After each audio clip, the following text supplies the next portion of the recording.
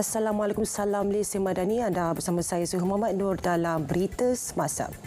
Inisiatif dana komuniti madani sedia dipertingkat kepada RM2 bilion berbanding RM1 bilion yang diumum dalam Belanjawan 2024. Perdana Menteri Datuk Seri Anwar Ibrahim kata ia akan direalisasikan tahun hadapan sekiranya pelaksanaan inisiatif memfokuskan peningkatan ekonomi rakyat dilaksana dengan berkesan.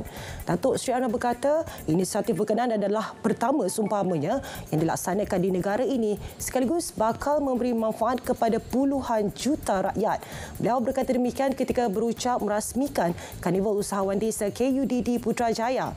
Kementerian Kemajuan Desa dan Wilayah dan Unit Penyelarasan Pelaksanaan ICU Jabatan Perdana Menteri akan ditugaskan untuk memantau pelaksanaan dan perjalanan inisiatif berkenaan.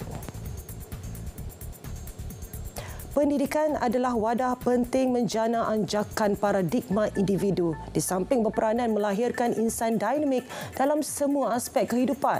Ia diperkukuh menerusi peranan ibu bapa atau penjaga, guru dan masyarakat sebagai teladan agar nilai murni yang diterap dapat disesuaikan oleh anak-anak.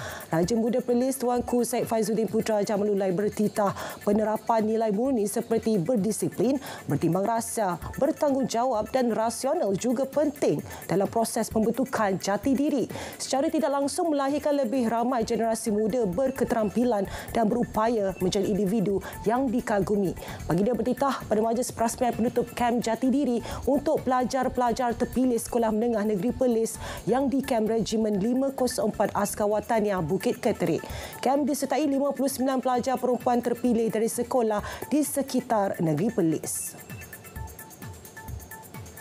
RM11.2 juta disumbang Yayasan Kanser Tunku Laksmana Johor YKTLJ bagi meringankan beban pesakit kanser. Sumbangan disalur sejak Ogos 2016 hingga Oktober lalu itu memanfaatkan 3,620 pesakit. Daripada jumlah itu, RM1.53 juta disumbang 50 agensi kerajaan, syarikat korporat dan individu menerusi Majlis Makan Malam Amal YKTLJ. Ahli Lembaga Pengarah YKTLJ Datuk Ismail Karim berkata yayasan itu menyasarkan sumbangan tahunan berjumlah RM1.2 juta kepada pesakit kanser seluruh Johor.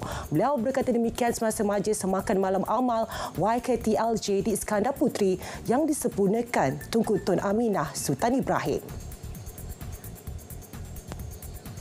Melaka akan mengetengahkan keunikan tradisi Baba dan Nyonya sebagai tarikan pelancongan sempena Tahun Melawat Melaka TMM 2024. Ketua Menteri Datuk Seri Abdul Rauf Yusof berkata keunikan seni budaya itu diyakini memberi nilai tambah kepada produk pelancongan Melaka.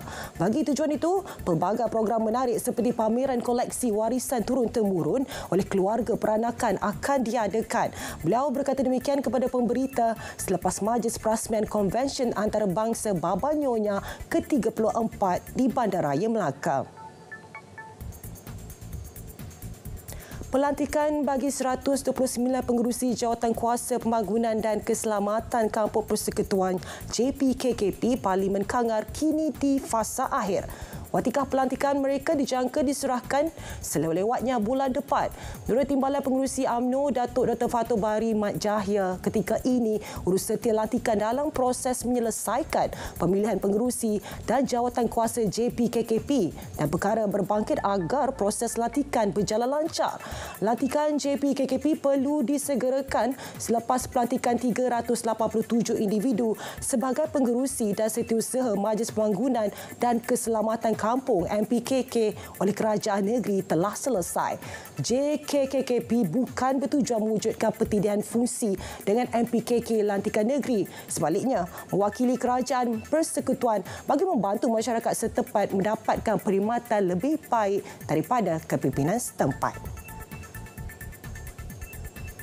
Baik saudara, berita semasa berakhir di sini dari sungai ke segara. Palestin pasti merdeka. Malaysia Madani tekad perpaduan penuhi harapan.